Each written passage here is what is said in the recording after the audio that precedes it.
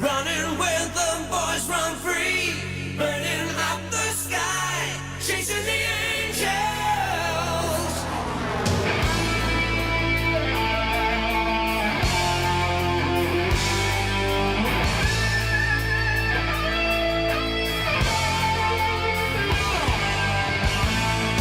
Another restless night, that's when I hear those voices calling me to push the edge. I wanna feel my blood rise. I hold it in my hands. I make the ultimate escape, searching for the phantom eyes. Undercover in darkness, I'm gonna make something happen. I'm gonna take my chances and ride. Running where the boys run free, burning up the sky, chasing the angels. Welcome back to another episode of Hammy's Holding Pattern. I'm your host, the one and only Hammy. Unfortunately, we hit a bit of a slow patch right now. I can't find a movie I want to review, and it's killing me. There's many options I looked through, and...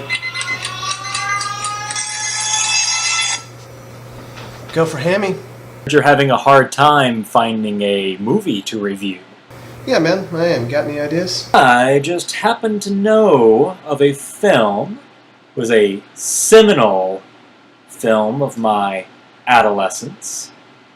Influenced me quite a bit. Made me the man I am today. No. No. Oh yeah. Are you really going to put me through that again? This movie almost cost us our friendship once. Oh yeah. Oh yes.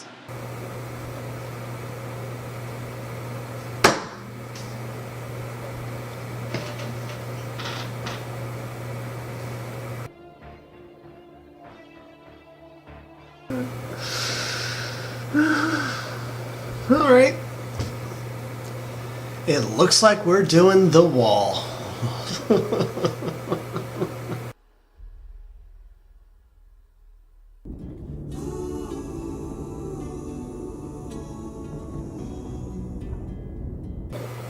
I hate you so much right now, Atari.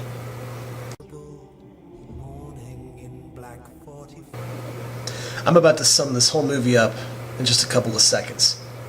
Man goes to World War II, dies. Son grows up, goes crazy, shaves all the hair off his body, becomes like Adolf Hitler. There. That's the entire movie. You're going to see long stretches of nothing.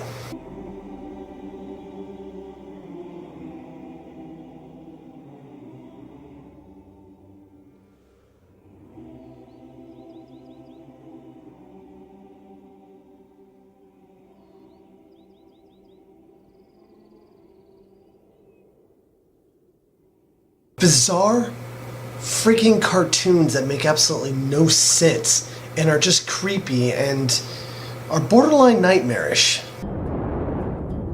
Did you see the frightened ones?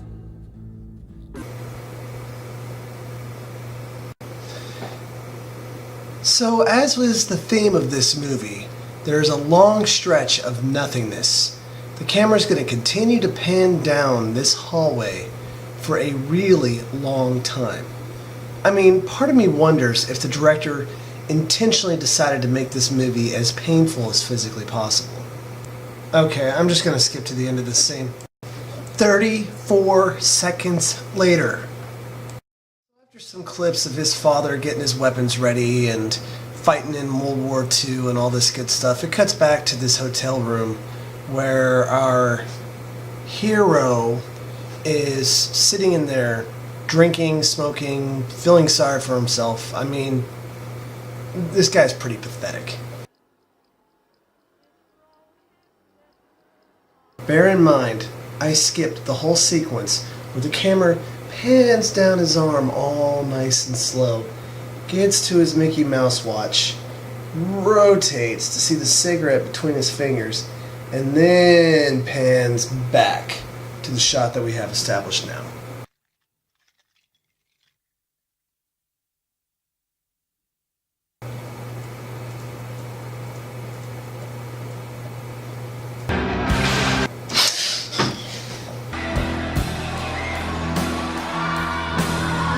You see a lot of this.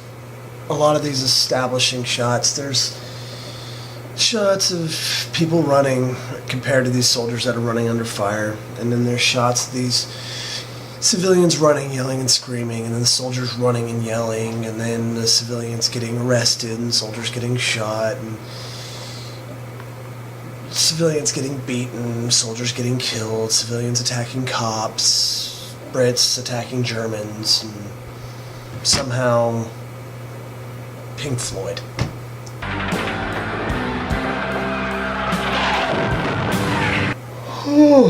I think you get it. Confusion that space cadet glow.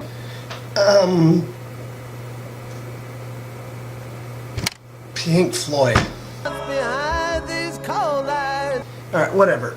More Hitler references, more shots of World War II. Apparently this guy thought the best way to honor his fallen father is to become like the man that was responsible for his death in the first place. Pink Floyd? No. First interesting thing I've seen. A Stuka dive bomber, remote-controlled airplane.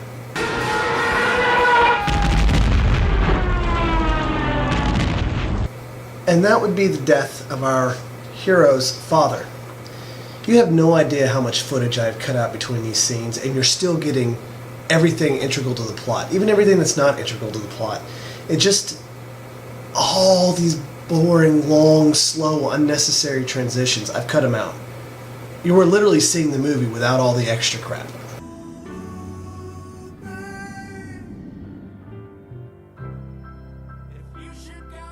Pink Floyd, Pink Floyd, Pink Floyd. Pink Floyd, Pink Floyd, Pink Floyd, Pink. Floyd, Pink Floyd, Pink Floyd. Pink. Floyd. Explain to me why the kid playing with a little toy C-130 in a church is more interesting than the rest of the movie. 8 minutes. Walking out of a church. Playing in the playground. Finding his dad's uniform. I warn you, this is going to be one of the more disturbing things you've seen in a movie. Did you hear the falling bombs?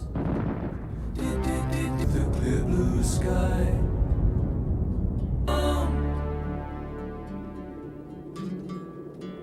Goodbye, blue sky. Bleeding crosses, ghost of dead soldiers, what looks like a nuclear apocalypse, and then the bleeding cross drains into the gutter. I mean, it's... Pink Floyd?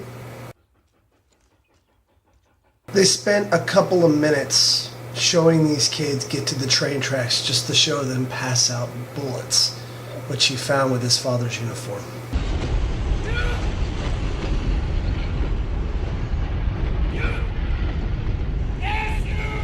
And this is a tie-in to the only Pink Floyd song that most people know. We don't need no education.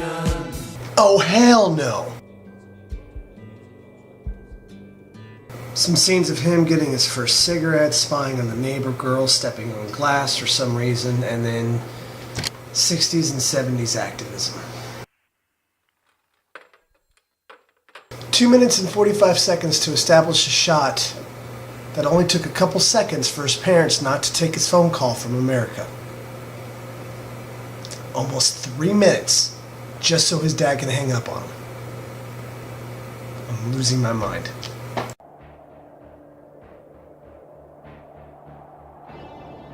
I don't even know if YouTube is going to let me play this whole thing. Basically, one flower becomes a penis, one flower becomes a vagina, and it's pretty lewd for animation's sake. And the scene is so long. I'm looking at flower porn. I hate this movie.